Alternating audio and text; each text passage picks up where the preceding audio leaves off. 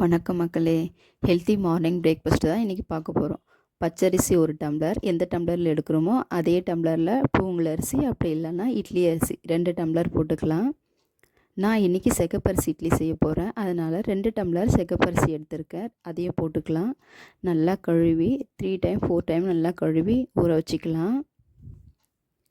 இன்னொரு பாத்திரத்தில் உளுந்து 4 டம்ளருக்கு 1ன்னு போட்டுக்கலாம். வெந்தயம் 1 ஸ்பூன் போட்டுக்கலாம். இதை நல்லா கழுவி 2த்தையும் ஊற வச்சுக்கலாம். 3 ஹவர்ஸ் ஊறினா போதும். நல்லா மசிய அரைச்சிக்கலாம். அரைச்சாச்சு.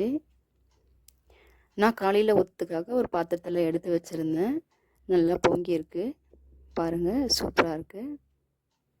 உப்பு போட்டு நல்லா மிக்ஸ் பண்ணிக்கலாம். கொஞ்சமாக தண்ணி ஆட் பண்ணி இன்றைக்கி நான் இட்லி ஊற்ற போகிறேன், அதனால் இட்லி ஊற்றியாச்சு. ஒரு 15 மினிட்ஸ் வைத்தா நல்லா வெந்திருக்கும், சாஃப்டாக இருக்கும். நீங்களும் செஞ்சு பாருங்கள். இன்றைக்கி நான் ஒயிட் சட்னி பண்ணியிருக்கேன். எப்படி இருக்குன்னு செஞ்சு பார்த்துட்டு கமெண்ட்ல சொல்லுங்கள். எவ்வளோ சாஃப்டாக இருக்குது பாருங்கள்.